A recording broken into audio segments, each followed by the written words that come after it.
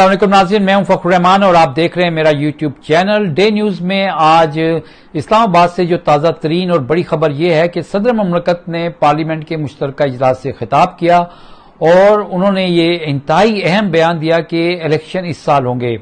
اب مجھے اس بات کی سمجھ نہیں آئی کہ یہ الیکشن اس سال کیسے ہوں گے، کیونکہ سیلاب کی وجہ سے یہ بات سب کو نظر آ رہی ہے کہ الیکشن جو ہیں وہ اس سال نہیں ہو سکتے، لیکن صدر مملکت نے انتہائی اہم بیان جو ہے اس حوالے سے دے دیا ہے۔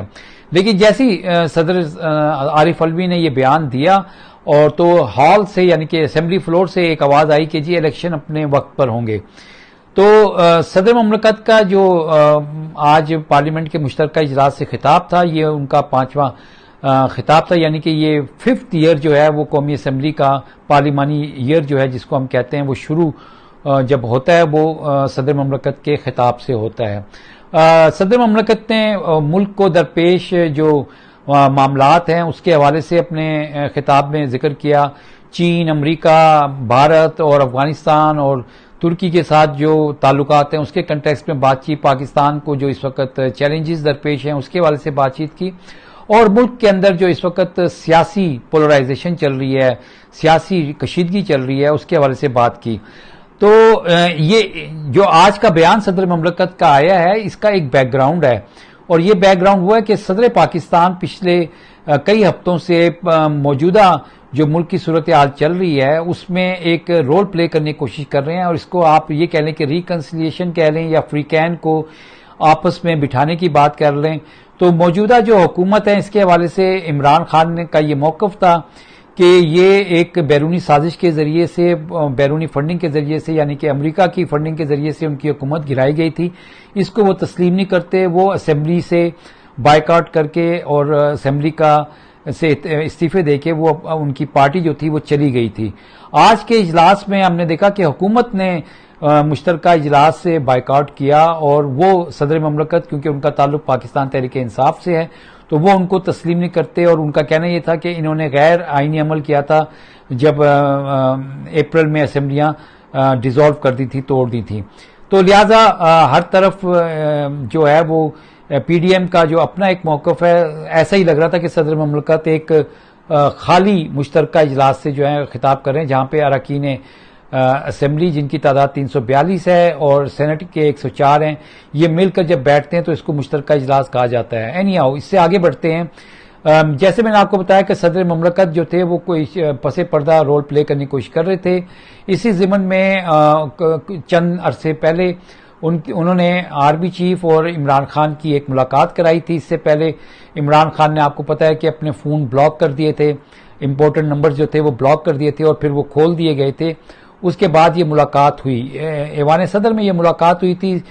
صدر مملکت نے دونوں فریقین کو بٹھایا تھا اور تقریباً یہ 3 گھنٹے کی ملاقات تھی، جس میں تفصیل سے ملک کی معاشی صورتحال، ملک کی سیاسی صورتحال، اس کے اوپر بات چیت ہوئی تھی۔ اور اس میں اس وقت ایکسٹینشن کا یعنی کہ آرمی چیف کے عہدے میں توسیع کا بھی معاملہ آیا تھا۔ اس کے ساتھ ہی ان کی دوسری ملاقات جو تھی عمران خان کے ساتھ آرمی چیف کی، وہ حال ہی میں امریکہ جانے سے پہلے ہوئی تھی، امریکہ دورے سے پہلے ہوئی تھی۔ اس میں بھی ملک کی ساری صورتحال جو تھی یہ ڈسکس ہوئی۔ اس کے بعد آرمی چیف جو تھے وہ 1 ہفتے کے دورے کے لیے پچھلے جمعے امریکہ روانہ ہو گئے تھے، اور ابھی وہ وطن واپس نہیں پہنچے ہیں۔ اگلے 48 گھنٹے میں ان کی واپسی متوقع ہے۔ وہ یہ بھی اطلاعات ہیں کہ شاید وہ لندن میں رکیں اور وہاں پر نواز شریف کے ساتھ ان کی کوئی ملاقات ہو، لیکن اس حوالے سے حتمی طور پر ابھی کہنا کچھ قبل از وقت ہوگا۔ مریم نواز جو ہیں وہ ملک سے کل روانہ ہو گئی تھیں اور وہ جا چکی ہیں، اور اس وقت وہ دوحہ میں ہوں گی یا پھر لندن پہنچنے والی ہوں گی۔ لیکن جیسے میں نے آپ کو یہ بتایا کہ ایک طرف ملک کے اندر جو ہے وہ یہ صورتحال چل رہی ہے، آرمی چیف کا جو دورہ امریکہ جو تھا وہاں پہ انہوں نے اہم بیان دیا کہ وہ 29 نومبر کو اپنے عہدے سے سبکدوش ہو رہے ہیں، یعنی کہ ریٹائر ہو رہے ہیں۔ بڑا اہم بیان آیا، جس کے بعد آج بھی اور کل بھی اس وقت پاکستانی میڈیا کی جو ہے یہ خبر زینت بنی ہوئی ہے۔ اب آرمی چیف جو ہیں وہ 6 سال بطور آرمی چیف رہ چکے ہیں، جنرل قمر جاوید باجوہ، اور ان کی مدت جو ہے وہ 28 नवंबर को खत्म हो रही है और 29 को वो सुबुकदोश तशव्वुर किए जाएंगे। अब अगला आर्मी चीफ कौन होगा? इमरान खान ने वाज़ेह तौर पर यह कहा था कि वो नवाज शरीफ और जरदारी को, ये क्योंकि ये चोर हैं, लुटेरे हैं, ये डाकू हैं, और जो एक बंदा मुल्क से बाहर मफरूर हो, अदालती मफरूर हो, वो कैसे नए आर्मी चीफ मुकर्रर कर सकता है? मैं ऐसा नहीं होने दूंगा। ये इमरान खान ने वाज़ेह तौर पर ऐलान किया था। अब आज और कल से ये सूरत हाल चल रही है कि वज़ीर दिफा ख्वाजा आसिफ ने कहा कि नए आर्मी चीफ की तकर्री का मामला जो है, प्रोसेस जो है, वो इस महीने के यानी कि अक्टूबर के एंड में और नवंबर के शुरू में उसका आगाज कर दिया जाएगा। नवाज शरीफ के हलकों से ये खबर सामने आई कि जो इस वक्त सीनियर तरीन हैं वो लेफ्टिनेंट जनरल आसिम मुनीर शाह हैं, उसके बाद जनरल साहिर शमशाद हैं, फिर जो कि कोर कमांडर रावलपिंडी हैं, फिर chief of general staff lieutenant general Azhar Abbas हैं। इसी तरह से फिर तीसरे नंबर के ऊपर नुमान नियाज हैं जो कि एनडीयू के प्रेसिडेंट हैं, लेफ्टिनेंट जनरल, और फिर चौथे नंबर पर फैज हमीद जो कि बहावलपुर के कोर कमांडर हैं, और छठे नंबर के माफ कीजिएगा 5वें नंबर के ऊपर जो हैं वो लेफ्टिनेंट जनरल मोहम्मद आमिर हैं।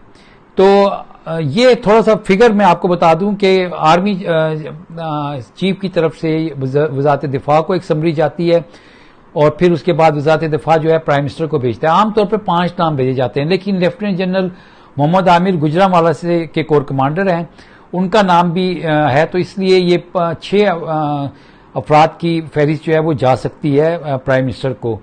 तो इसमें जैसे मैंने आपको बताया कि ये 5-6 नाम हैं, इसमें से कौन नया आर्मी चीफ बनेगा ये तो वज़ीर आज़म ने ही फैसला करना होता है, लेकिन बहुत सारी बातें इस वक्त इस्लामाबाद के पावर कॉरिडोर में गर्दिश कर रही हैं।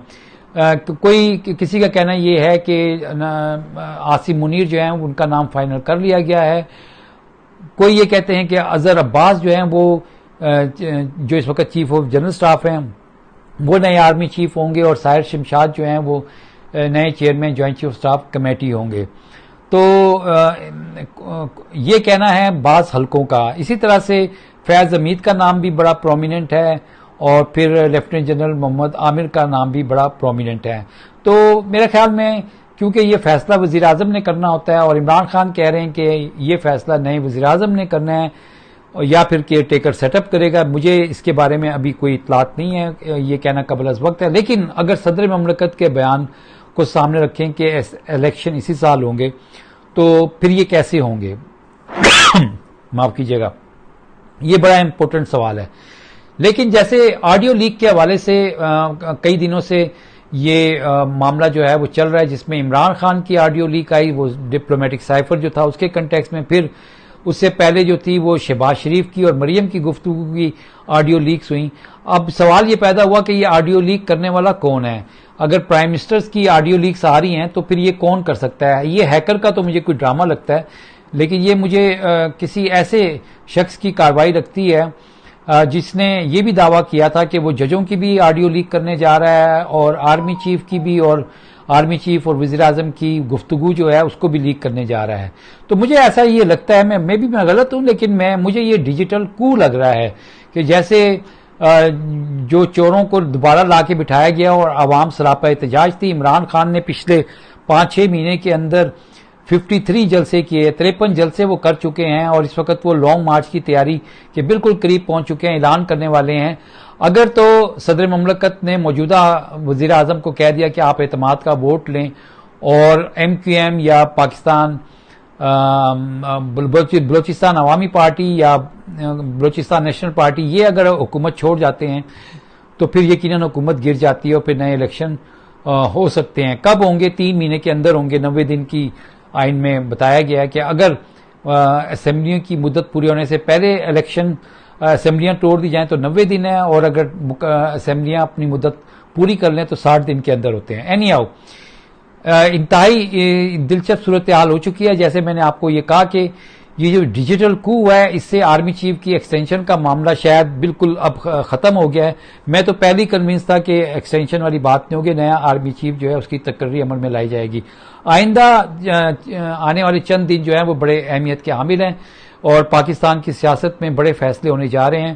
بڑی دلچسپ صورتحال ہونے جا رہی ہے. اگر لانگ مارچ ہوا تو اسلام آباد میں 20-25 لاکھ کی جو آبادی ہے وہ محصول ہو جائے گی. کنٹینرز لگا دیے گئے ہیں اسلام آباد کے تمام راستے بند کرنے کے لیے وزیر داخلہ کی جانب سے. 30-40 ہزار کی جو ہے رینجرز، ایف سی اور پولیس کی فورسز بھی موجود ہیں. اور ساتھ میں انہوں نے یہ بھی کہا تھا کہ آرٹیکل 245 کے تحت ریڈ زون کا جو ایریا ہے جہاں پہ پارلیمنٹ ہے، سپریم کورٹ ہے اور ایوان صدر ہے اور ڈپلومیٹک انکلیو ہے، وہاں پر فوج کی ذمہ داری لگا دی جائے گی، یعنی کہ فوج کے حوالے کر دیا جائے گا. دیکھتے ہیں آئندہ چند دنوں میں کون سی اہم ڈیولپمنٹس ہوں گی. لیکن یہ بات میں آپ کو وثوق سے کہہ سکتا ہوں کہ موجودہ حکومت کا کاؤنٹ ڈاؤن شروع ہو گیا ہے اور اسی طرح سے اگر لانگ مارچ ہوا تو بڑی دلچسپ صورتحال ہو جائے گی. اپنا بہت بہت خیال رکھیے گا. اگلے ویلاگ کے ساتھ میں پھر آپ کی خدمت میں حاضر ہوں گا.